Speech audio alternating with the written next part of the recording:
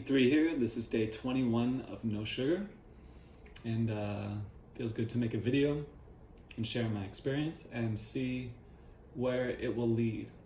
So part of this process requires discipline after the brain surgery, well, just in general. But it requires a discipline meaning more presence. More discipline meaning not more presence, but it means more presence than struggle. That's what I'm trying to say.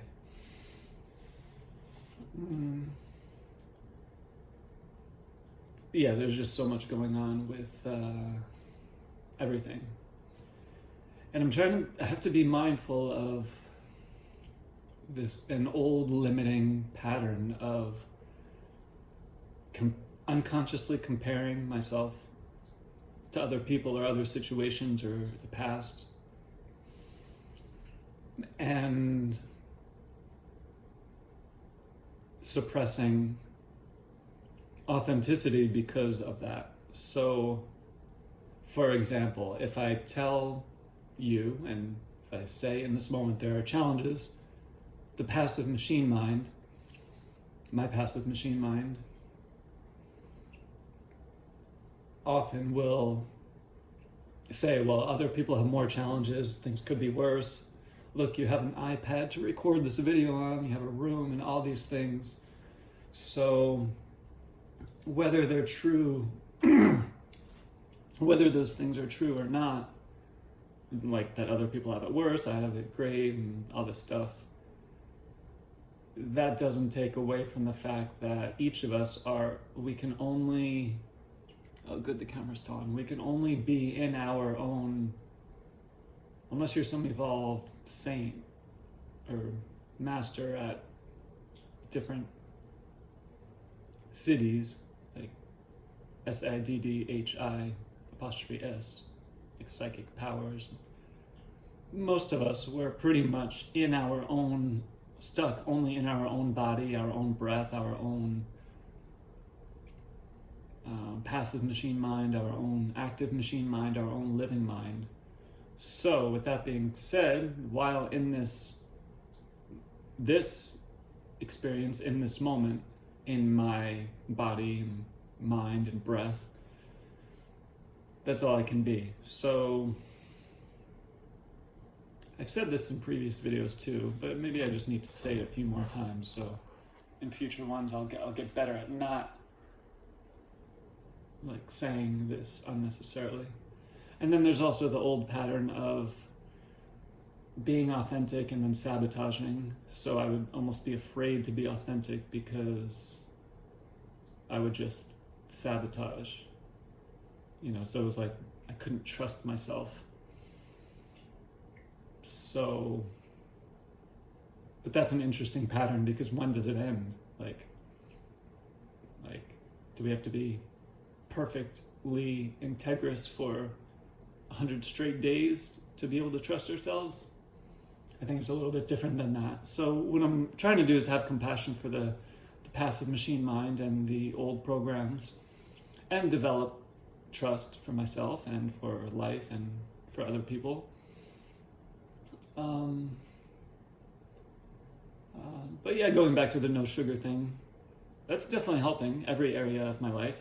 I do believe that if we develop connection to a unique vibration, letting go of energies that don't serve our unique vibration in one area of our life and being, then it will have a positive impact on other areas of our life and our being, directly or indirectly. So sometimes I've found that I can just do certain practices and I don't even have to do anything else in any other area of my life, but that's why lots of people recommend meditation, because you can just sit there and do nothing.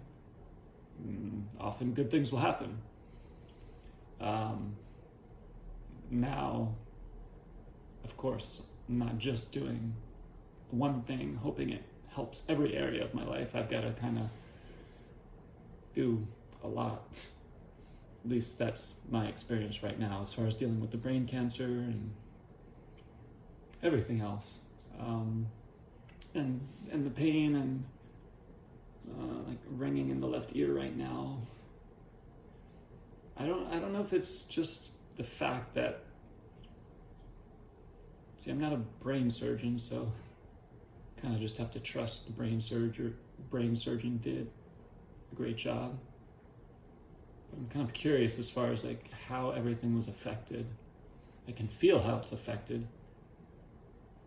And the brain surgeon said it was a successful surgery. I have a follow-up visit with him, I think, in a month. But point being, the brain surgery was on the right side, and so the left side of the body has been affected. So anyway, I'm thinking about, I haven't started making videos on this or even told myself I'm going to do it for a set length of time, but it's kind of just shifted towards almost completely liquids. Now, for me, liquid means, well, it's not quite, like, for example, yesterday I just had water, juices, green juices, and then later on in the day, around like 6 or 7, I had a nut milk smoothie with some blueberries, strawberries, MCT oil, protein powder, 0 sugar in the protein powder, spirulina, stevia, raw organic almond butter, and I think that's all I put in it. Maybe some green powder too, I don't remember. But so that was like less than a quart of beverage. So like I've been trying to, like, there is the fact that I'm dealing with the brain cancer, so I have to make choices that support the healing, but I have to also do so in a way that is intuitive. Like, it wouldn't be smart to just say I'm going to do a 30-day green juice cleanse right now. Why wouldn't that be smart? Because, well, I have to listen to the body's detoxing process, because I was taking a lot of painkillers right after the brain surgery, and then I did radiation and chemo, and also I'm taking anti-seizure medications, so I've been tuning in and seeing if the fact that I'm detoxing so much with enemas, MMS, Miracle Mineral Solution, green juices, systemic enzymes, parasite cleanse, what else do I have over there? Medicinal mushrooms. Like, I don't know if that's making the anti-seizure medication less effective or what. So I'm just tuning in each day. And then there's also the fact of, like, I lost around 20 pounds since October 17th. I gained a few more pounds since then. I went down to like 134 or 5. And I'm 5'10", so that's the lowest I've weighed, besides when I was doing like a 20-day water fast many years ago. So I'm balancing out. And then also the fact that I'm starting physical therapy, which pretty much means just like doing minimal stuff. I'm going to physical therapy, but even there it's minimal. Because any exertion, like if I push or lift something, it builds up pressure in the whole body, and then the pressure goes to the head where the surgery was.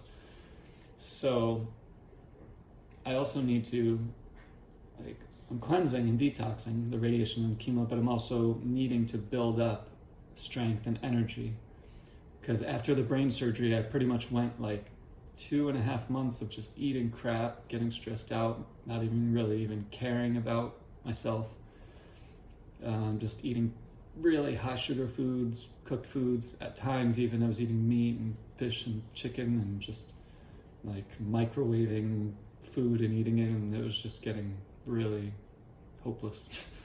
So I'm sure I'm still cleansing some of that stuff. I mean, I've stabilized in 100% raw vegan living foods for, I don't know, 3 weeks, like perfectly. But before then, it was pretty much a few weeks of like 80% living foods. But point being, it's gradually becoming more stable in the current diet and lifestyle, which is 100% living foods, absolutely, and zero sugar in any form at all. Well, I guess technically you could say the blueberries have some sugar, but for me, that's like one thing. I'm not even eating a lot of them, and then plus, for me, that's okay. Considering, yeah, I feel like they're okay. I'm using them because they're antioxidants, but it's pretty much zero sugar. You could say that's sugar, then I'm having sugar in the diet. But other than that, it's literally zero sugar. Like the green juices have literally only green stuff in them. And I might be probably going to eliminate the lemon from them too. Well, it depends. Because I'm doing Miracle Mineral Supplement, and lemon juice, they say, can deactivate it and make it not as effective. But if you take the MMS separate from the juices by at least an hour or so, I think it's okay. So anyway, I'm trying to balance out like being disciplined, but also not being too crazy about it, because I don't feel like I have to be perfect in every way for me to heal the brain cancer. Plus, there are other aspects besides just diet and the healing. But I'm talking about diet now. So I might eventually start doing only liquids. And well, for now, and then also it's not just what I eat, but when. So right now I'm kind of tuning into when I'm going to be eating or not eating. And I'm trying to tune into when to use the Miracle Mineral Supplement. Could be every hour for 8 hours a day. But then there's also the aspect of if I'm going to be taking antioxidants, then it's best to not have high doses close to the MMS. And since my metabolism is not super good, then that means anything I consume will stay in my body a little bit longer than normal, because I'm not processing it as quickly. I'm having good bowel movements, but as far as like digesting and absorbing and, all that stuff. So I'm probably going to do like, and all of this requires flexibility too, because if I have a lot of detox symptoms, or I don't know, just maybe I'll just need to rest for 5 days for whatever reason. Who knows what is happening? I just had brain surgery, so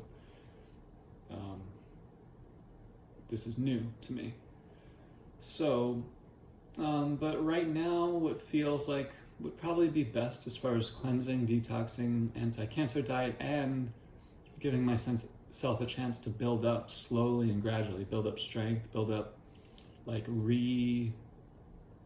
mineralize healthy minerals and vitamins in the body, because I've been pretty much depleted. The first few months after brain surgery, I wasn't even taking supplements or anything, because they said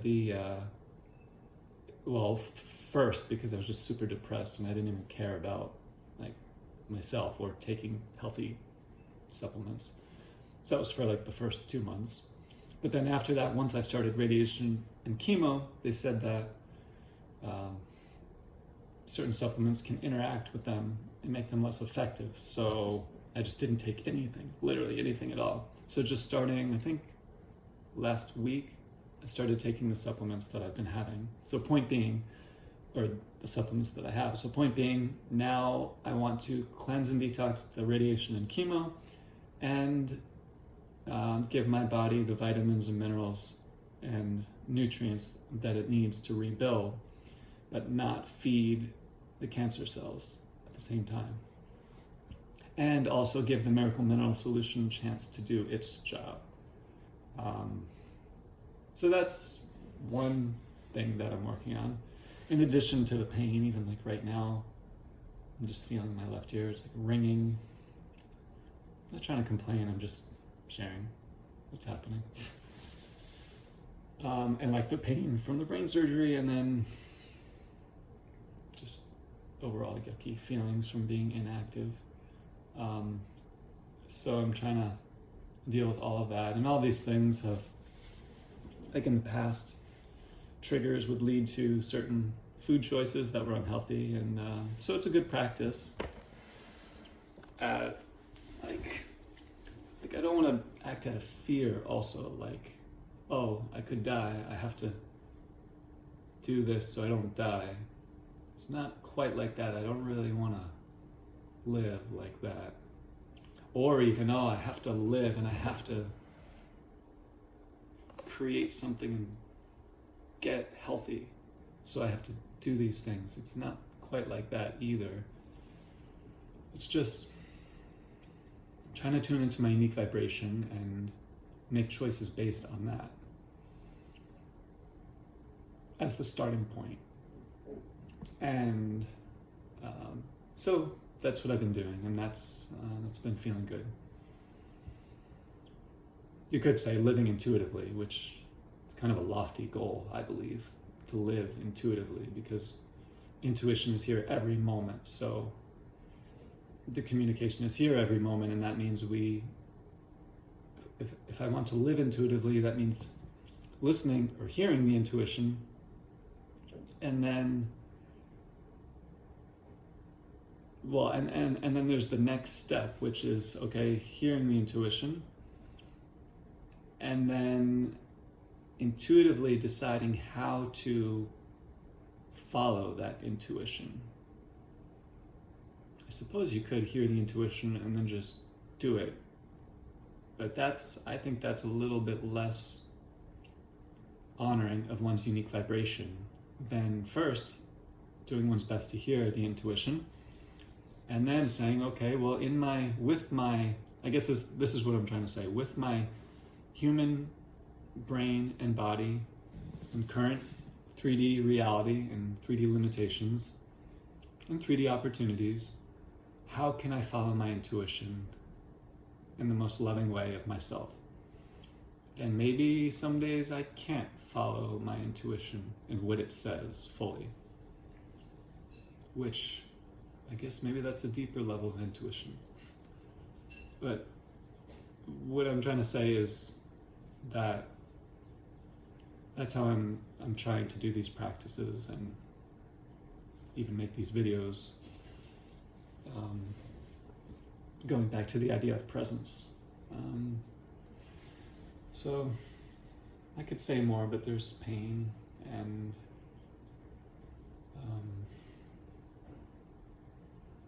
discomfort, so I don't want to force myself, because it's such an interesting process. Like, on a certain level, I need more gentleness than maybe anyone or most people with the brain surgery and the brain cancer. But then on the same time, like, I guess I just have to pick those moments when I can exert a little of effort, whether it's just doing, like, if this is, maybe that's the yoga stretch I could do, stretching the back of the neck and upper back, and that's my forward bend. And maybe and then I get a little bit exhausted. And then letting go of that, and that's the idea of focus jumping. So I'm focus jumping on this stretch here, and that's all I can do, and now I'm focus jumping on this video. So that's the practice I'm doing with lots of areas, focus jumping from one presence practice to another. And then eventually, each of them will get easier and easier. And focus jumping is foundational principle number 9. But yeah, I have to stop this video and either lie down or just relax. So thank you for joining me on, day 21 of No Sugar, and I look forward to continuing, and I look forward to it getting easier and easier, and then kind of like plateauing and stabilizing and integrating, and then seeing if I can go further. And that's not with the sugar, of course. I'm going further as far as I can, at least a year, unless I have an absolute necessity that I need to have sugar, but otherwise at least a year, pretty sure, or beyond. But as far as going further, meaning stabilizing in it and then going further in other dietary practices. So this is, I think, day 21 of no sugar, and I'll speak to you in the next one.